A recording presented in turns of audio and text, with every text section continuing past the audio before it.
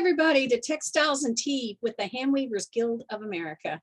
I'm Kathy Group. I'm the Advertising and Marketing Manager, and I'm your host today. Today, we are sponsored by the American Kumihimo Society. They've got a big conference coming up in a few weeks, and we'll talk more about that later. But thank you to the AKS for sponsoring us today. Just as always, please put your questions in the questions and not in the chat. If they're in the Q&A, I can see them, but I can't see them very well in chat. We love your comments, though. Keep those coming. Today, we have Adrienne Gaskel. Adrienne got her artistic start from Miami, Florida in the 1930s. Now, she wasn't born then, but she was named for her uncle, who opened his first import business that sold souvenirs and jewelry to Miami tourists. After 20 years as a marketing sales exec, Adrienne crafted a second career in jewelry fabrication and instruction. She's known for her unique style of combining Kumihimo braiding, bead weaving, and metal fabrication. The family influence of engineering is what first attracted her to Kumihimo braiding, now one of the predominant techniques used in her work. Her mother taught her needlework and how to make her own clothing. And her mom was fond of saying that Adrienne was born with a needle in her hands. Welcome. It's good to have you here. Hi. I love your background. That's awesome. I know, it's one of my favorite pieces. Unfortunately, I sold it and I haven't made it again. So this just reminds me I need to make another one. Well, let's start off with the really important question. What is your favorite tea? Well, I don't know if everyone knows this, but I'm in Florida. So in Florida, we drink a lot of iced tea. I bet.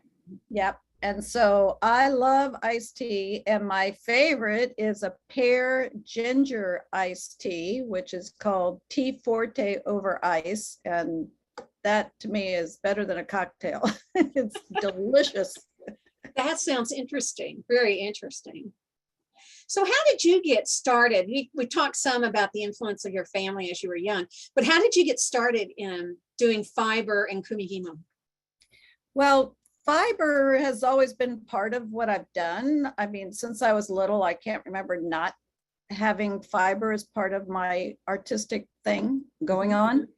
But when I first started in Kumihimo, it was really with beads, and that was what attracted me, because at the time I was really doing more metal fabrication and bead weaving, and I had just started selling on a big scale nationally, and I was looking for something to do that was faster than what I was doing. And Kumihimo is really fast compared to a lot of different art forms.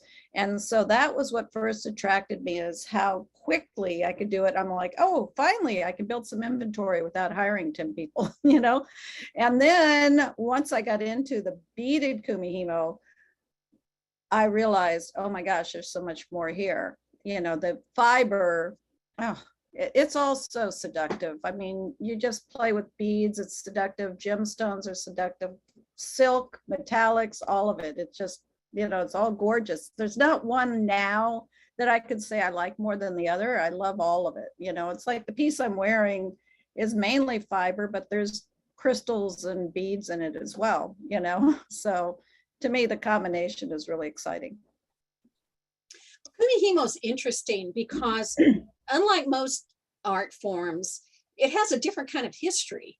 So can you talk some about Kumihimo's history? We've got a couple of images to go with that too. Yeah. So it depends on who I'm talking to. When I'm talking to men and children, I talk about the samurai, you know, but which is really interesting that these outfits were made using braids, and these are made with silk braids. The one on the right is a recreation that Makiko Tada made all the braids for. Each one of these outfits took about 1,000 yards of braids to make. So you can imagine when there's, you know, thousands of samurai during the Edo period of Japan, it employed lots and lots of artisans to make these braids. but it actually goes way back further. Kumihimo was first discovered for the pottery in the Yeoman period, which is 1,000 years before samurai, because they used the 4-ply braid was actually pushed into the clay and made impressions. And so that's how that was preserved, because obviously the cords did not last that long. And so yeoman actually means twisted cord. So that period in Japan was really named after Kumihimo, which I think is very interesting too. But yeah, it has a history that once there was no more, the samurai were outlawed, they had to turn to decorative uses, because you had all these artisans that they were basically out of work if you didn't find something else to do with Kumihimo. So it became part of tea ceremony. It became more prominent in the kimono, in obijime that's used with the inro and the netsuki for the little purses. So decorative uses became more popular. And so unfortunately, it kind of died out a bit, but you talk to a lot of people in Japan and they don't know what Kumihimo was until about 4 years ago. The most popular anime movie ever in Japan history featured children doing Kumihimo. And that has had an amazing resurgence in that since then, there has been about 6 books written in Japan to teach children how to do Kumihimo, which I think is really wonderful. That's amazing. Mm-hmm. Oh, I would have thought it had carried on. Now you've been to Japan, right? Oh, many times, yes. Okay. And did you get to go over there and see all the beautiful Kumihimo work? Yes, I'm one of the only non-Japanese members of the Kumihimo Society in Japan. So Really? yes, I teach for the Kumihimo Society when I go there. I have many friends in the Kumihimo Society. And so yes, there's Kumihimo is not as prevalent as you would think in Japan to find it in museums and such. Mainly you'll see it on swords. Occasionally you'll see a samurai outfit, but yeah, like I said, people here think that everybody in Japan grows up knowing Kumihimo, but that's not the case. Yeah, I would have thought that. I would have thought that. Yeah, I was surprised. All right. Well, one aspect that I love about Kumihimo is the combination of soft and hard. And I may be completely off base on this, but to me, it's made with very soft material. I mean, you can use silk, well, you can use anything practically. But, I think about the soft silk and how you work that, and maybe you don't turn it into a hard surface, but definitely a strong surface. And then with your work, it's an interesting combination of the soft cord, and then you bring in the harder surfaces of the beads and that kind of thing. So could you talk some about that? Yeah, it's interesting your choice of words, because there's one of the most common braids that's done with beads is called Congo. And the word Congo actually means strong. Mm. And so when a braid is made for traditional use, say in samurai armor, obijime, which is the cord on top of the obi of the kimono, or also for tea ceremony, those braids are extremely stiff, which can be translated as strong. In fact, like you would hold the cord up, and if the test is if it's braided tightly enough, it will stand up on its own. So unlike when I'm making jewelry, which I generally want things to be softer, that's a whole different situation, So this is something that everything's controlled by the tension of the braid, that you can make it either really tight or really loose, and that'll affect the strength, the hardness, the softness, but also adding additional fibers and alternate fibers, adding leather, wire, beads, chain, all of these things can be combined, and that also totally not only affects the strength of the braid, but the total look of the structure. It can change how the structure looks entirely, from one that's all fiber to one that has these added materials. Well, one of the things I loved about when I would show people how to do Kumihimo, I mean, the basics, not on your level, but the basics. And people would say, well, I don't know if my kids can do this. And I always like telling the story that my son struggled with a learning disability. And the teacher said he needs to learn patterning, teach him patterning. And that's what I did. I taught him Kumihimo because it's a pattern, you know, up, up, down, down. And that was the way that we used to tell people kids could do this. You know, it's kind of the democratic craft. Anybody can do Kumihimo, maybe not to your level, but it's such a wonderful craft in that way.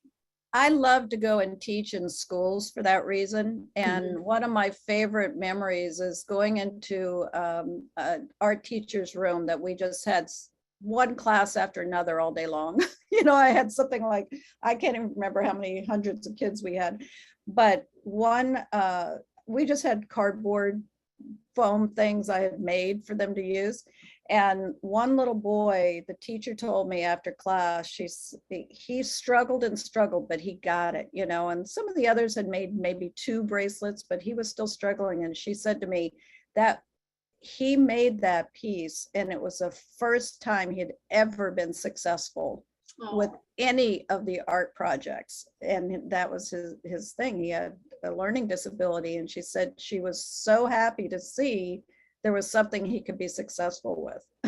Oh, that's wonderful. It gives me goosebumps. That's great. Yeah. Yeah, you were one of the artists, excuse me, one of the artists that was teaching before Convergent hit online. You were doing videos and teaching that way. How did that happen for you? How did you get ahead of the game on that one? Wow, it was always one of those things I wanted to do, you know, and it started probably because I get weekly, if not daily, emails from people saying, and not so much now, but before, saying, when will you be teaching where I live? You know, Yes. When will you have a class? And I knew there's no way I can reach everybody. There's no way that's going to happen. I can travel as much as I can and it won't happen. So first what I did is I made my 2 DVDs with Combat Publishing, which were teaching people how to use a Mara die for beaded braids, because there really was nothing out there for that. And then after that, I said, okay, I've got to do something else. And my goal was to really come up with some online classes, because I knew I'm kind of an anomaly and that I love, you know, and considered one of the trendsetters in the beaded Kumihimo world. And so, and pioneers of a lot of techniques. So I do have a lot of people contacting me. So I wanted to get online to teach because I knew it was the only way I was going to reach the people who wanted to take classes with me, not just because of geography, but affordability as well. I mean, often it's very expensive to travel to Convergence for a week and stay in a hotel and buy your meals and do all that. And not everybody can afford to do that, right? So I felt like this was something I needed to do and wanted to do. So yeah, I started early on. The pandemic really upped my game though. You know, I taught, I had wanted to stay connected with my students during the pandemic. And for a year and a half, I had every Wednesday night we met. So that was like pretty exciting during 2020 and 21. I barely missed a Wednesday. Oh, that would have been wonderful. Oh, that's great. Yeah. Well, and speaking 22, I decided I'm going to go to once a month because I want to start teaching in person again. that transition back out. You got to transition in, transition back out. Well, speaking of things on your website, you have an amazing website. It is extensive with collections of your classes, your products, and it must be time consuming to keep all of that up to date, keep your retail going. So how do you balance the business side of art versus the creativity side of art? And then maybe there's a third one of the play of art. Yeah, well, you know, I I do spend a lot of time on my website, probably more than I want, but my background was in marketing, and many artists have this issue that they like to go make things and then go to bed at night, and when they wake up in the morning, somebody's taken it and left money there. The elves have come and taken it all and left money. And I know from doing 25 years of marketing, yeah, that doesn't happen. You should be spending probably 25% of your time marketing yourself. And so I do feel that my website is my main marketing vehicle, and I do use it a lot and spend time on it. I know way more than I ever wanted to know about websites. I don't really want to do that kind of technology. But what I found I have to do is schedule creative time. And I mean, time to play. If I tell people, they'll say, do you have time to do this? And I say, if I put it on my calendar, it'll happen. So if you tell me you want me to do something in a month, they go, so you're so busy. I say, if I have time and I schedule it on my calendar, it'll happen, just like we did for today, right? Right. And so what I've found is if I want to have playtime and creative time, it's very essential that I also put that on my calendar and make myself do it. So today, 10 o'clock, don't look at email, don't do any of that, and just have time. Not necessarily a project, just something's there and do it, and it's okay that it doesn't become anything. Oh, I think that's the hard part. That's a great way to look at it, of it doesn't have to become anything. I think we get caught up in that it has to be a finished product. Oh, I have just piles of things that, I love looking at it because look what that did and look what that did, and later it'll become something else, and in that particular one won't, but it'll, percolate in my brain, and it'll lead to something else, Oh, I love that. That's great. The colors that you choose, I'm kind of jumping here, are beautiful. You have a lovely color sense. And I was thinking, how has your earlier, like working with your mom on the fiber techniques that you did, the fiber crafts, how do you think that had an impact on the experiences of you choosing color now? Well, there's another part of my history that we didn't cover, and that was when I was younger, in my 20s, I did a 2-year internship with an upholstery maker. And this was a man that had retired, and he knew how to do upholstery like nobody's business, tie inner springs, do all that. But I found this love of upholstery fabrics. I mean, I can spend a couple hours in an upholstery fabric store, and what I found is the upholstery fabrics that are just so rich and luscious, especially when you get into the high-end decorator ones, the ones you can't really afford because they're $200 a yard, but you can go get a little swatch of it and you find a color that just really thrills you.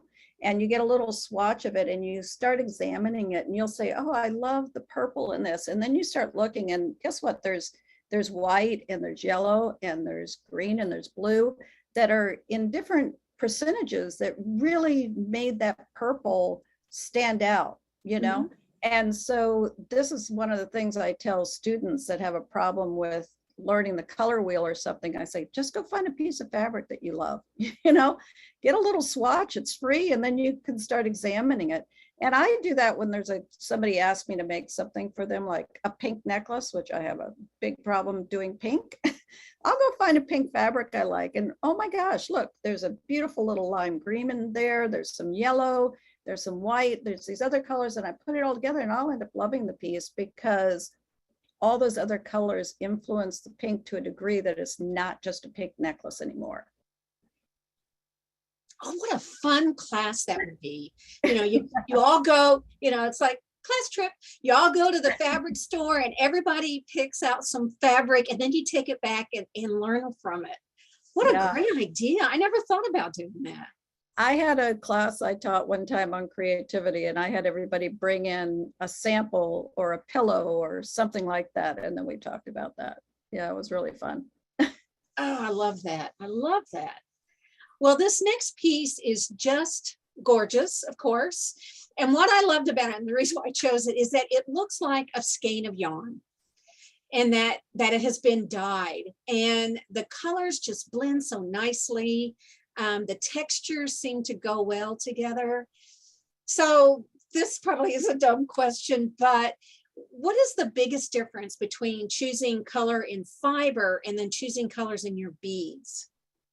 Oh, they're really different because fiber is, this soft, smooth surface. Beads are reflective, and so they also have several different surfaces. So I have to consider when I'm doing beads that you don't want everything shiny. I mean, that's what draws you to beads initially is, oh, look at the shine, we're magpies, right? Yeah. But you have to realize that if everything's shiny, your eye has nowhere to rest. So you have to have different surfaces so that your eyes can rest and really take it in. So, I like to make sure I tell my students, if you find a bead you love, and it's say a crystal that's faceted, so that has a lot of sparkle. Then you need to put something with a matte finish with it, also opaque, maybe something color lined, and get these different surfaces in there. And what that does is it gives the piece dimension and texture. So that combination of finishes on beads is really important, and it's really different than what I look at when I'm looking at colors and fibers. So when I'm looking at beads, I'm not just looking at color, I'm looking at the surface and the text, what it'll do to add the texture. Well, you named it, because what few Kumihimo necklaces I have done, I am the magpie. I'm like, ooh, sparkle, more sparkle. I know. And I've been on buying trips with students, and they'll look at me when I pick up something that's like muddy and matte, and they'll go, what are you gonna do with that? And then I'll show them a necklace that has that bead in there, and they'll go, I would have never known that was in there. And I said, because that's what tones down all the sparkle, and that makes it all work. Now, are you wearing that necklace? I am. Oh, that's great. Two people have already asked about the necklace. I called this one Ancient Modern, and I actually did a master class on this. And what we did was we just braided for 3 days and did all different kinds of braids. And then when we got done, Thanks, Mandy. We put them all together, and I taught them how to make the magnetic clasp you see there with the crystals. And, some of the braids had beads in them, some didn't, and everybody got to do their own individual project and idea of what they wanted. So, there was lots of different variations of this. I like when I can teach a class that people get to do their own thing rather than what I call paint by number or braid by number, that they're not doing an exact replica of what I made. I really like to take people to their own space and do their own thing. Well, it's amazing to see all the different thicknesses and like you said, the shiny versus the matte. That's wonderful. Thank you for showing that. Yeah. Well, you are one of the artisans I admire for your bravery. And I've heard people talk about this, but to say at one point in your life that I'm leaving my corporate job, I'm going to become a full-time artist. How did you know it was time? I mean, what was the deciding factor for you that you went, I'm going to do this? Well, there was two main things. One, I was pretty burnout with corporate, and I didn't, even though I did advertising and I was able to create, some great campaigns and things, it really had lost its appeal as an artistic tool, for me. And I was teaching jewelry making and making jewelry and selling it at that point as well. So I was kind of doing two jobs, and I just decided to do it. And I've always been kind of a risk taker. And people say, how do you know it's time to jump? And I say, well, I always assume there's a net. So when I jumped, I just assumed I was going to be successful. There wasn't an alternative. And when you have to be successful, guess what you are, when you're forced to, because I left corporate with not enough money to make a living. I was forced to make a living. And so I did my first juried art show in January, and I still was working until the end of that March, but I was like not getting a lot of sleep at first, but I said, I have to do it. And it's like everything, you know, we talk about planning. You have to apply for these shows more than a year in advance. So I had to have all of that in line. And once I got accepted to some shows and got accepted to really nice teaching gigs, I guess that helped my confidence a lot, you know, and so that helped me leave and know, okay, I got a lot of positive feedback. So, okay, do it, you know, Wow. it's now or never. That's amazing. Good for you. Good for you. Yeah. Do you have any, other than what you just said, some ideas or any other words of wisdom if somebody's thinking about it? Sounds like planning's important. What else? Planning is really important, but I think, you know, it's kind of like when I was in corporate, what I learned was test marketing. And the other thing I learned was the businesses I sold advertising to lots of different types of businesses. And the ones that were the most successful, no matter what, because I had these clients for 20 plus years, and I saw them through all kinds of up and downs. The ones that always had a good story for me and didn't complain were the ones that were diversified. And the other thing was they sold high end, you know? And so you don't want to compete with Motel 6. You want to compete with the Four Seasons. Okay. Really? Yes. I've never heard this before. Wow. Yep.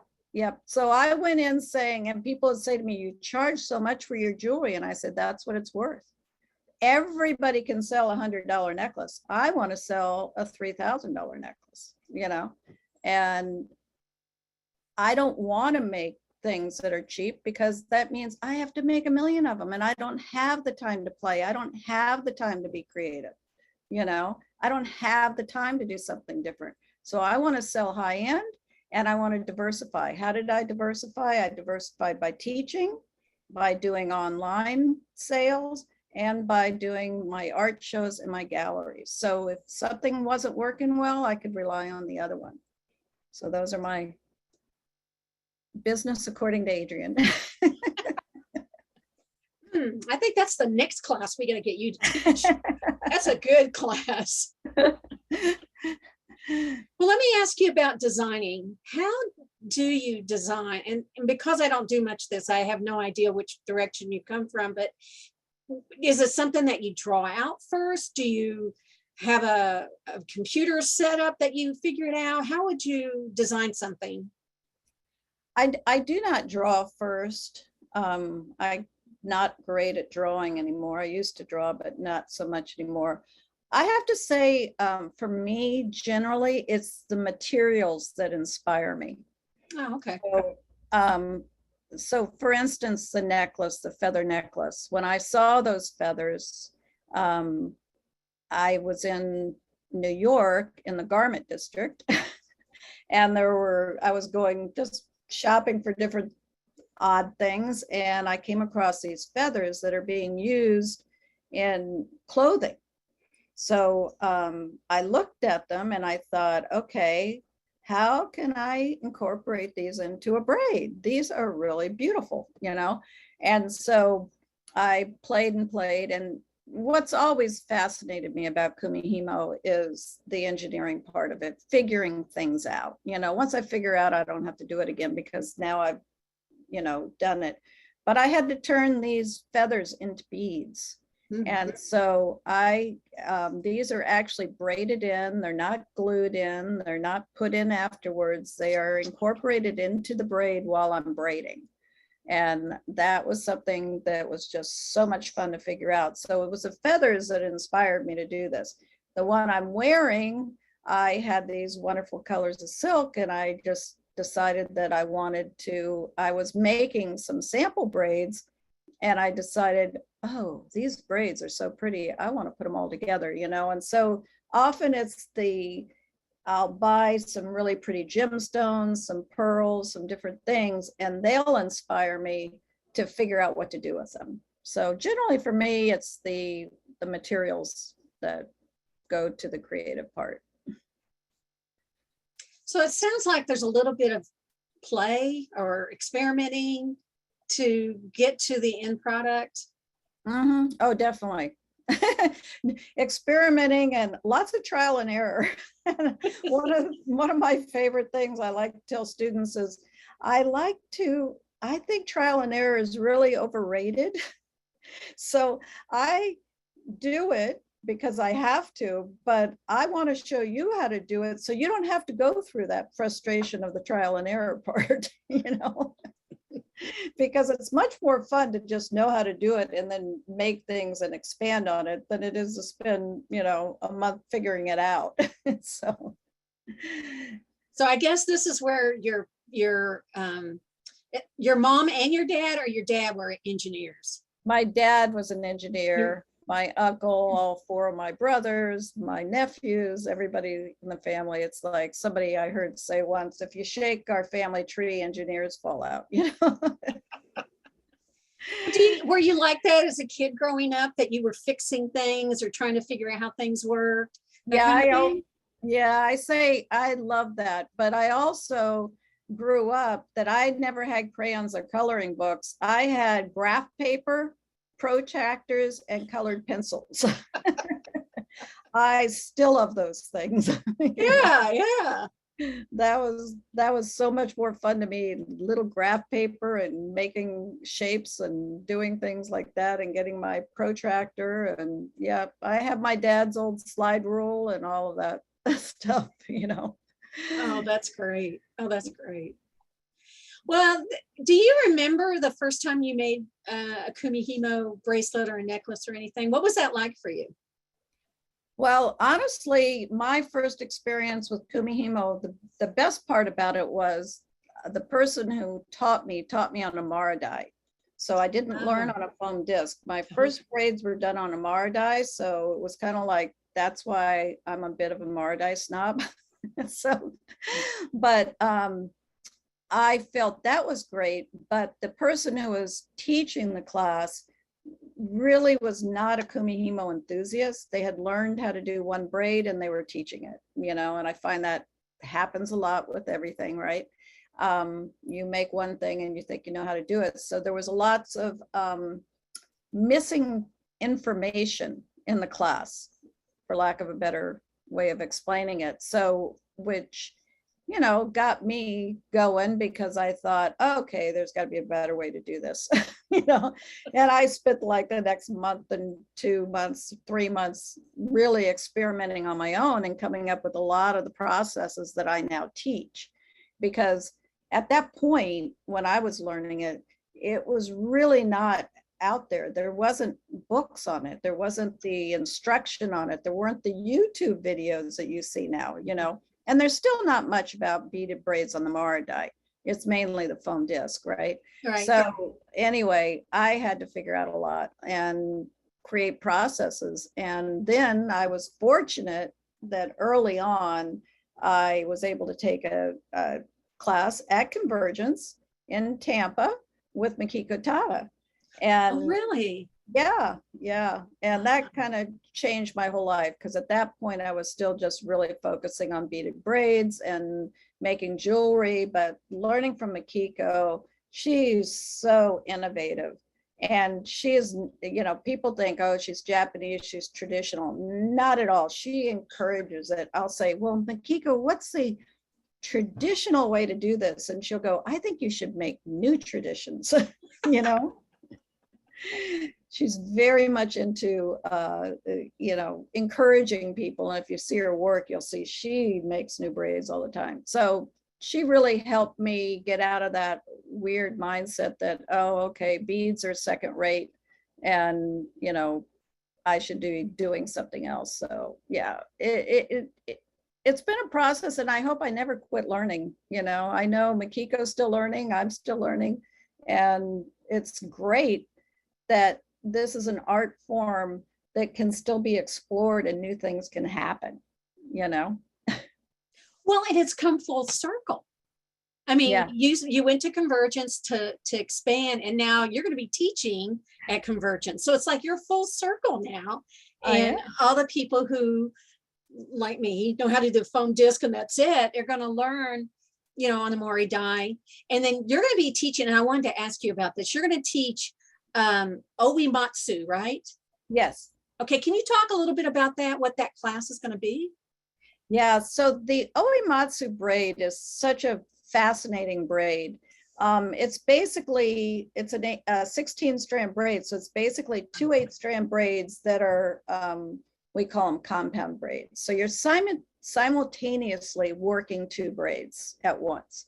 And what's cool about it is it gives you the opportunity, because of that, to really use a lot of different materials. You can even use make different structures. So you can take and make one of the braids, work the structure several times, and the other braid only once, and use fat and thin, hard and soft. I mean, I have been on this quest, for lack of a better word, of discovery of the Oematsu braid for about the last 5 years. And I just keep discovering new opportunities with this braid. And for whatever reason, this one braid offers so much, because there's a lot of braids that if you try to do even thick and thin, they look awful. They look like kind of wonky, but Oematsu kind of loves it, and it loves that you put in something different, and then you open up the stitches, and then, you make them tighter because you use metallic that kind of sticks to itself, and so I just have found it so fascinating. I wanted to share my discoveries with students, and I find when I've taught other classes like this, students are like, wow, you can do that, and so within one necklace, you can even change it, so that's really what it's about. It's about discovering how this one braid is so adaptable and to many, many, many things, which is not true of everything. So that's why I chose that braid. I forgot, how long is that class? Is that a one-day workshop? There's two different Oematsu class, but the 2-day Oematsu class is just going to be a class of discovery, and students will probably make 4 or 5 braids. They might be able to come together with a necklace similar to this because they can put them together, and so that's going to be a really, really great class. I think I'd love to see post pictures on my website afterwards of what people do, because that's one of those classes that it's not a braid by number. Everybody's going to try different things, Oh, I love your enthusiasm. It just makes me want to take the class. And it does sound fascinating, just fascinating. Well, I love Kumihimo. I love teaching. I love sharing ideas, but in every class I teach, I learn something too. I mean, students will try things that I'll never try. I never think of trying, and so I'm always like, oh, wow, let's try that, and let's see what happens when we do that. And either it works or it doesn't, but doesn't matter either way. Right. And so, yeah, I love teaching for that reason. I call it the shared brain. When you get 2 or 3 people together, you exponentially have more intellect than you would individually, I like that. That's good. Well, you have done a lot to promote Kumihimo. And you were one of the people that helped start the American Kumihimo Society, correct? Yes. Okay. So what do you want to see happen for Kumihimo as an art in the US or American Kumihimo over the next 10 years? Where would you like to see it go? Well, I would like to see continued learning opportunities. The pandemic really did a wonderful thing for a lot of us in that it made us start learning virtually. Where before we had a choice and people would say to me, I like in person better. Well, for 2 years, we had no choice. If you wanted to take a class, you had to do it virtually. And what that did is it changed people's minds and opened their mind, I should say, into this other experience. Yeah. And during this time, the American Kumihimo Society, thanks to our new president, Giovanna Imperia, did 4, I think we're on our 4th virtual gathering. And so we used to call our in-person was the AKS gathering. So we made these the virtual gathering, and we've offered over 20 classes. I can't even remember how many instructors. In the next one, we're going to have Lynn Christensen teach a class all about creativity and design. Jackie Carey is going to teach a class from the UK. Isn't that fabulous? Yes, yes. You know, I mean, this is like incredible that we can have these international teachers. We've had Mikiko Tada, as well as her daughter-in-law, Masumi Tada, teach for us several times. You know, we've had people that are unknowns teach, as well as like Asia Hamid, who's an excellent artist and does art shows.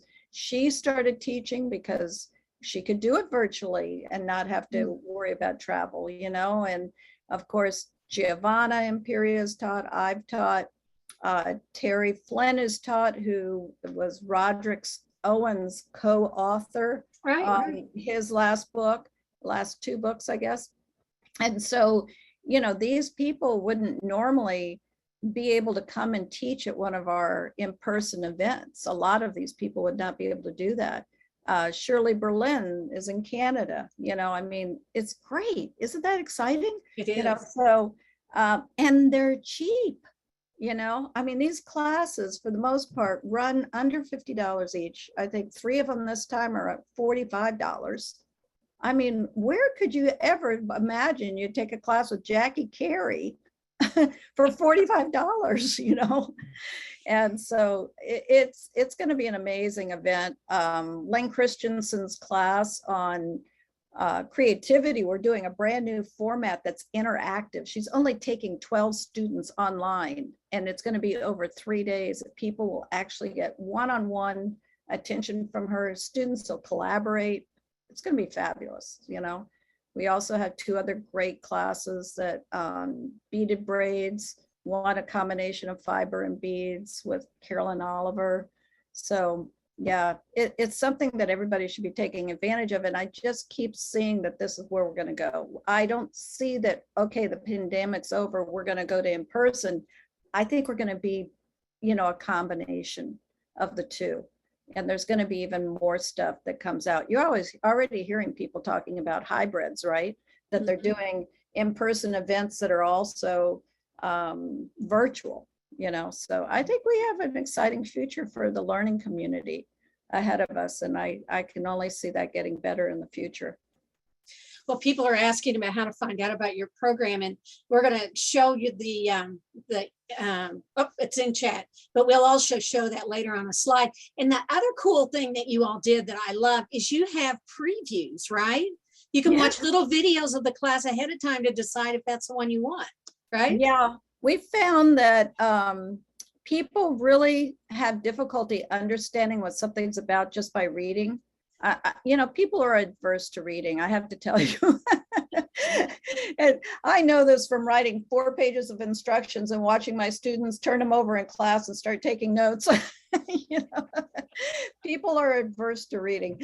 So, and there's nothing like a visual photograph. We know that, but video is even better because you get a sense of what the teacher's like. If you've never taken a class with Jackie Carey and you hear her voice and you hear how calm she is, and you listen to Lynn Christensen explain what she's going to do, it's really an introduction to the instructor, the class, and the learning experience. And so we came up with this idea, I guess last time, and I think it's been really successful for people to understand what a class is about. So you can see all that on the website. There's a promo video for each and every class, as well as a nice long description if you're into reading.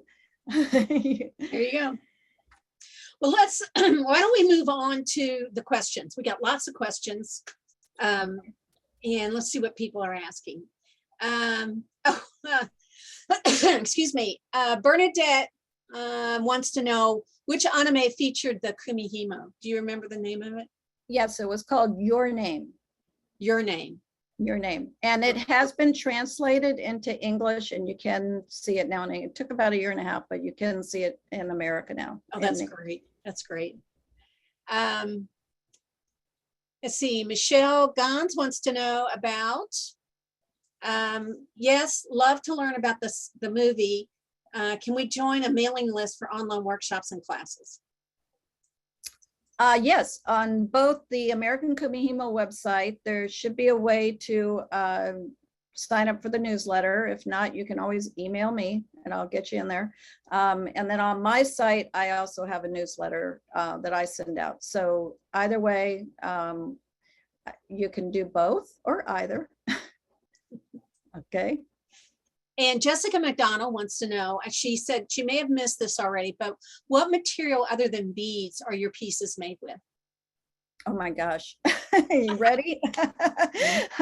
Silk, very thin, tiny silk threads, tiny, thin metallic threads, leather, chain, gemstones, pearls, beading wire, stainless steel wire, copper wire, craft wire, and crystals, glass beads, of course.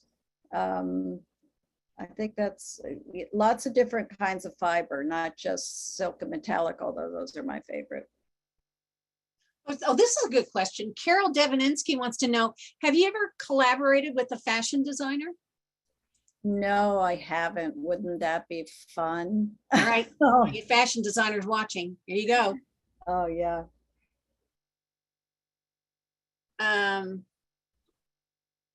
This is from Michelle again. I don't know if we can help her on this one. This may be something she'll have to contact you. She said she saw some really weird shaped Kumihimo disc at CNCH, which is the convention for Northern California. She Was said, it that octoplate? I don't know. She goes, what will they make? Okay, so there's an octoplate. And if you go on my website and do search for octoplate, you'll find it. Octoplate is Mikiko Tada invented the round disc and the square plate, by the way. Okay, so she came up with a whole book for actually two now books on making different kinds of braids, zigzag braids with the square plate. The square plate was designed specifically for a type of braid that, just to be technical, it's half of a takadai braid. These are all the braids you see on the square plate. Mikiko Tada invented those braids, okay? From amending, for lack of a better word, of takadai braids. The octoplate, which is longer and has more slits, was also designed by Mikiko Tada. And this was designed simply to give you more slits to put your fiber in. So the same braids that can be done on a square plate can be done on an octoplate. It just means you increase the number of strands. And so it's still designed for zigzag flowers, those kind of things.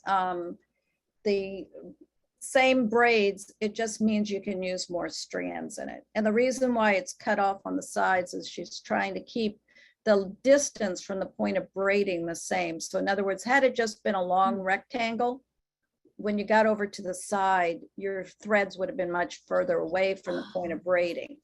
So she cut off the sides and made it an octagon shape so that to try to keep all the threads the same distance from the center where the point of braiding was, where the braid was being created.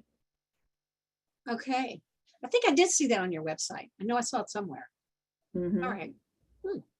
Yeah, I have Jan, an upcoming class about that I'm working on right now. where's it going to be? Well, I'm going to do a virtual class. Virtual class. Oh, even better. Jan Kinney Get wants on to my know, mailing list and I'll send you an invite. there you go. How does one choose a Mori die, and where do you find a good one, and how to know if it's good to use with beads? Okay, so whether you're doing beads or fiber doesn't make a difference. It's all the same piece of equipment. The only person I know of in the United States right now making a good quality Mara die is braidershand.com. All one word, Okay. Braider's Hand.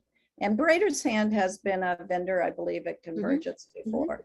And Braider's Hand makes braiding equipment, Mara die, Taka die, different kinds of dyes. They also sell a lot of Japanese fibers and different products. But what you want in a Mara die is one that has a smooth surface, but not varnished. Believe it or not, you don't want the wood varnish because it's too slippery.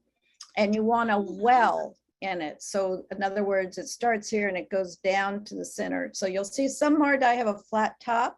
Those are much more difficult to use. They're probably cheaper, but they're not as good for braiding because it's very hard to tell if your tension's correct or not when the top's flat. You need that indentation, that well in the Mara die. Oh, good And question, Jan. That was excellent. Thank you for that. Mhm. Let's see, one more. Oops. Oh, do you keep a sketchbook? Or are you still using your graph paper and color pencils? Well, I'm trying to go digital with everything. That was the because rest of her question. Are you using a computer? I write it often in my book. Here's my book. Okay. And I write a lot of notes in here.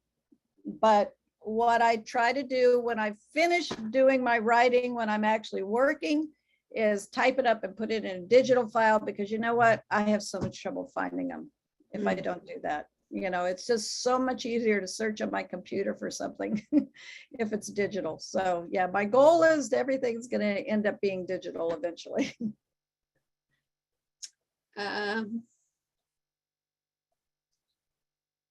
Oh, you got a shout out from Valerie Goodman. Adrienne's Kumihimo Wednesdays are a wonderful learning experience. I highly recommend. And AKS presents fabulous learning experiences too. So thank you, Valerie. Thank you. We'd like to hear from that. Karen LeBlanc wants to know, it's so interesting. Can you talk about the different types of braids and fabric, string, yarn you use and can be used in Kumihimo?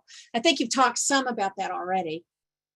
Yeah, I don't know that there's anything that can't be used in Kumihimo. The only thing you would probably want to stay away from is something that stretches, you know, but I think that's probably true of most weaving as well. But it's interesting that I say that because I know an artist who intentionally uses elastic type things so that when she takes it off her taketai, it kind of has a whole nother life, you know? And so, yeah, I think what I tell people is try it, you know, experiment with it and see what you want. Most of the time, it's not that I don't like a fiber, it's that I want to use either less of it or more of it. And that's what the experimenting is. You know, do I want to do a different braid? Did I make it too thick on each tama and each slit on the disc? You know, that's the kind of thing that I think experimenting. But I used raffia, I've used paper. I mean, I can't even think of all the different things I've used before, but I haven't found anything that you can't braid. You know, you might not always get the results you want, but it'll all braid. Well, are there a finite number of types of braids?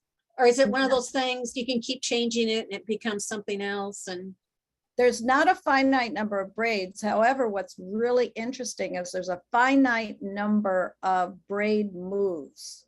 So even though there's thousands of braids, there's only about 6 different ways that your hands interlace the cords. Really? And so once you learn those 6 interlacements or those 6 hand movements, you can make any braid in any book. Oh, cool. Yeah. So there's a finite number of moves or steps in a braid, but after that, there's very few braids that are purely made with a certain type of, with one step.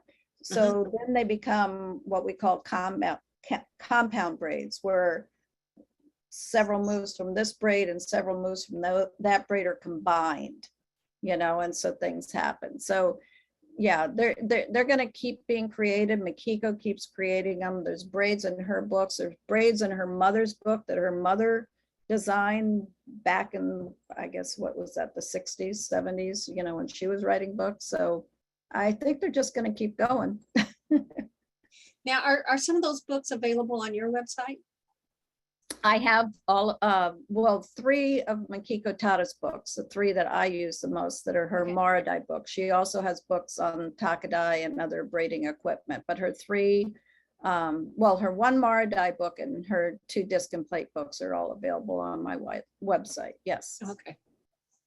Well, thank you so much for being on here today. I've learned so much. Love that. Well, come and visit me in the class. You'll see even more. Oh, I know. I can't wait. I cannot wait to see what you all have done. And here, I'm going to learn more about Oematsu. I learned how to say that. Oematsu. I want to see what that looks like. I do want to thank you for being on here. And I encourage people to go to your website. Your website's amazing. And there's more information about your classes, resources. You've got all kinds of videos available that people can get. And so I encourage people to go to your website and see more for that. And we've posted it on the chat. And you can see it here. It's Kumihimo resources. And like I said, go check that out. There's all kinds of stuff there. She's very, very generous with her knowledge. And we do want to thank our sponsor, American Kumihimo Society. I'm kind of have to repeat everything we've already said, which is the virtual gathering is June 25th and 26th. They're going to have all kinds of classes. Jackie Carey, I was excited about that. That was the first Kumihimo book I think I ever saw. So go check them out. And like I said, you can get a sneak peek. I think that's brilliant. And you can look and see if that's what you want to get.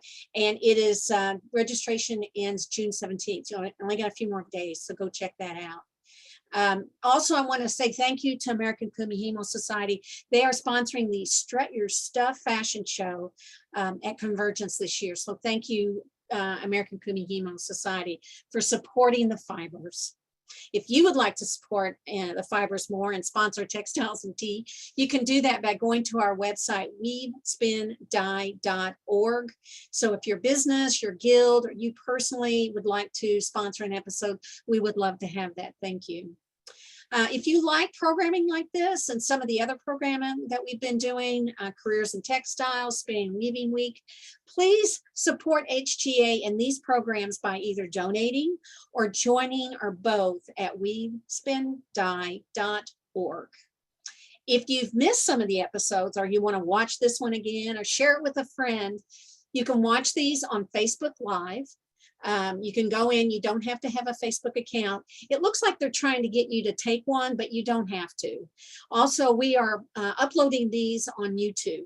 And I encourage you to go and sign up for the HGA YouTube page and subscribe, because if you do, then you'll get a notice when a new one comes up and you can watch it there.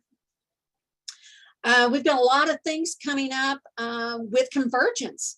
The skein competition. Please check into that. We are looking for spinners to enter the skein competition. And this is sponsored by the Natural Twist.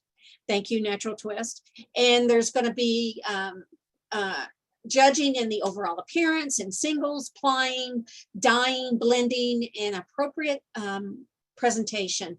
There's a small entry fee of $3, $5 for non-members. And we would love to see these skeins. It'll be in the marketplace. Everybody will get to see the different skeins in the skein competition. We've got all kinds of things coming up. We still have volunteer opportunities if you want to help. We've got the shuttle races and the shuttle appearance competition.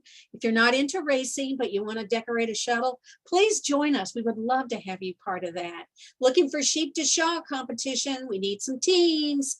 Get your groups together and see what you can do. It'll be so much fun. Next, I want to talk some about the hotels. People have been asking about that.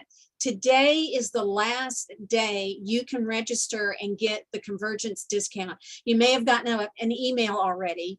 I'm just getting a notice that the Crown Plaza is full, so ignore that.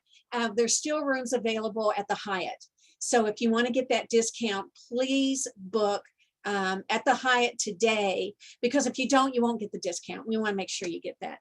We encourage you to stay where your tribe is. You want to stay at the hotel where all the fiber people are staying. If you have any questions, and if you do register, be sure you do it with the link online.